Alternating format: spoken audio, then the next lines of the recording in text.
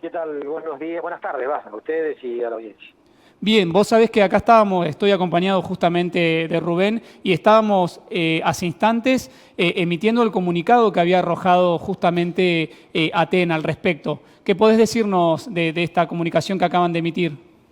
No, ese es el resultado de la discusión que se dio en las asambleas de nuestra organización, en la que asistieron más de 5.000 compañeras y compañeros, que se hicieron a lo largo y a lo ancho de la provincia, y donde se analizaron los alcances de la propuesta que presentó el gobierno el día miércoles pasado.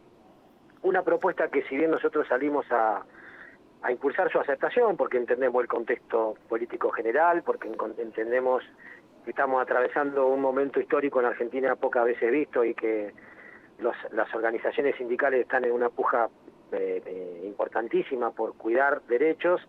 En realidad habíamos advertido de que era insuficiente de acuerdo a las necesidades que tienen nuestras compañeras y compañeros.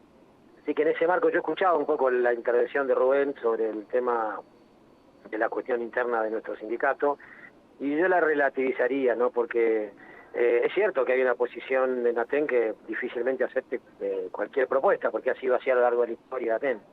Lo que hay que considerar que esta propuesta, además de que ese sector rechaza todo, hay otros,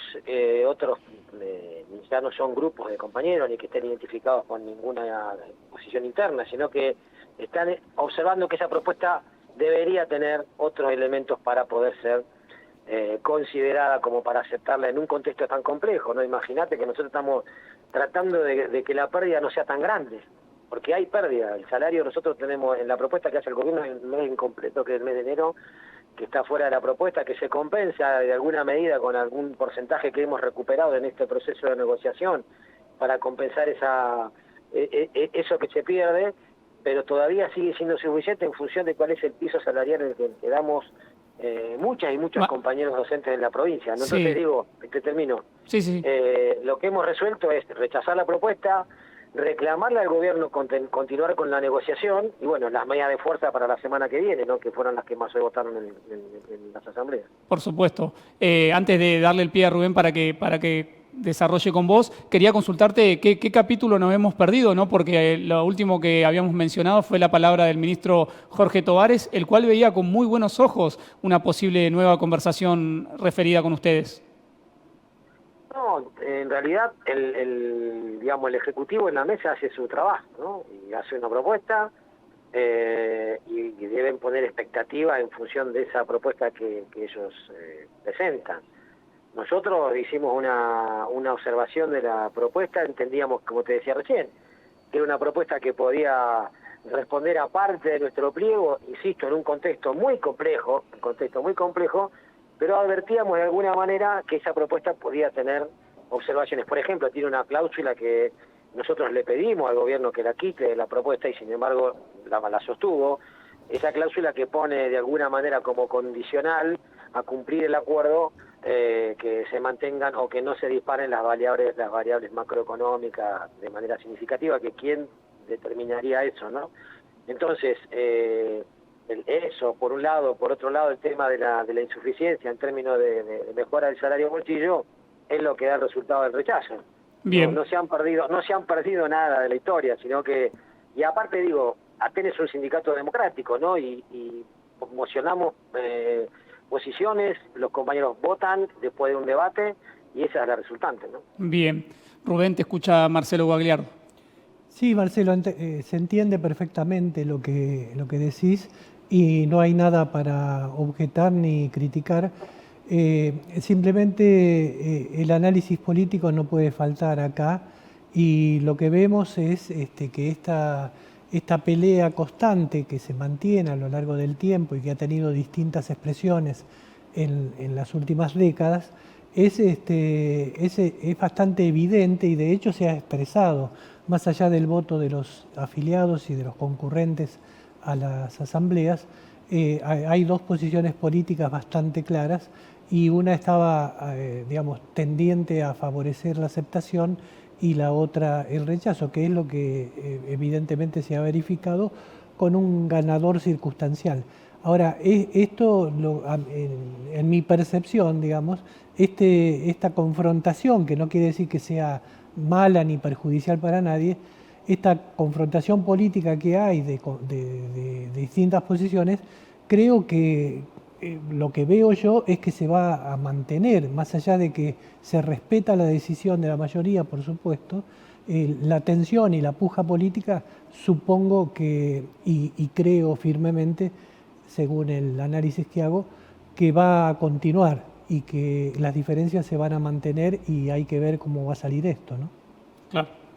Sí, no, y en esta conversación de nuestro devenir interno, Rubén conoce la historia de Aten, por eso él reconoce que esto no es un tema nuevo, pero digo, esto se dirime en la misma asamblea.